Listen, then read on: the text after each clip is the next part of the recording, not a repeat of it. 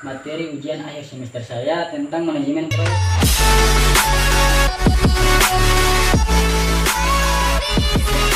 Saya langsung saja ke pembahasan tentang manajemen proyek. Masih di kertas tidak ini.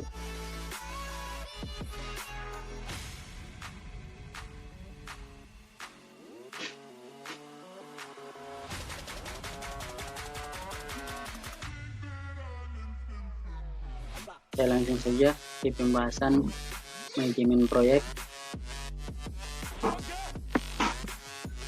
Manajemen proyek saya di sini adalah membahas tentang manajemen konstruksi.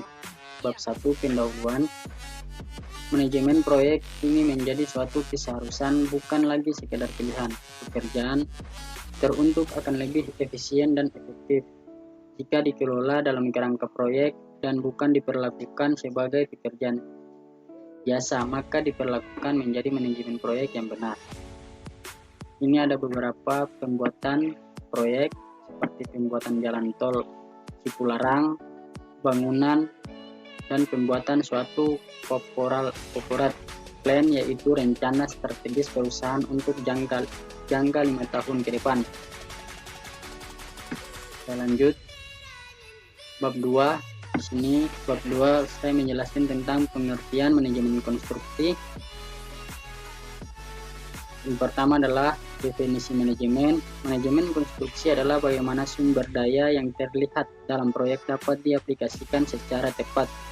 Sumber daya dalam proyek konstruksi dikelompokkan dalam 5M. Dalam kurung manpower, material, machines, money, and method. Manajemen telah banyak disebut sebagai seni untuk merealisasikan pekerjaan melalui orang lain.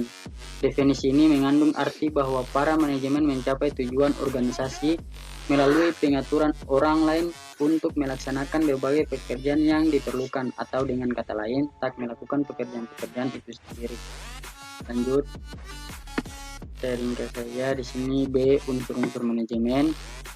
Ini ada beberapa unsur-unsur manajemen, yaitu yang bersifat dinamis. Yang kedua, sistem terpadu lebih besar daripada jumlah komponen-komponennya. Yang ketiga, mempunyai arti yang berbeda, mempunyai saran yang jelas. Yang keempat, mempunyai keterbatasan. Lanjut ke siklus dan proses sistem manajemen. Di sini ada beberapa siklus. Bab 3, manajemen konstruksi. Ya, saya akan menjelaskan sedikit tentang pengertian manajemen konstruksi, atau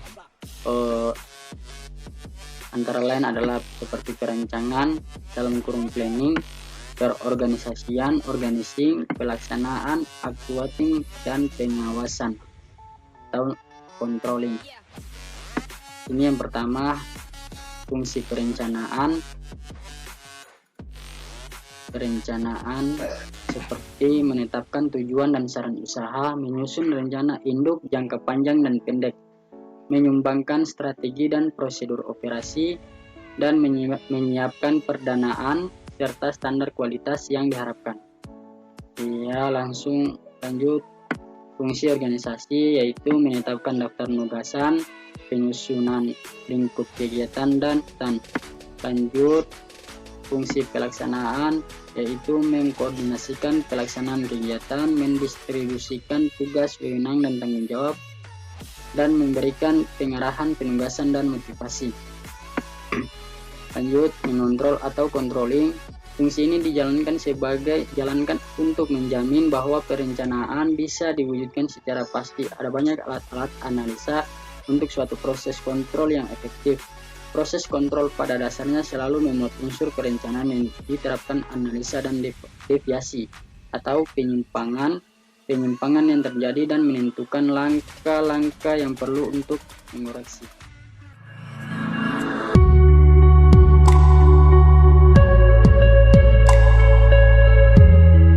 Tanpa dokumen manajemen proyek, maka proyek tersebut tidak akan memenuhi persyaratan atau perencanaan yang telah ditetapkan. Oleh karena itu diwajibkan sebuah dokumen manajemen.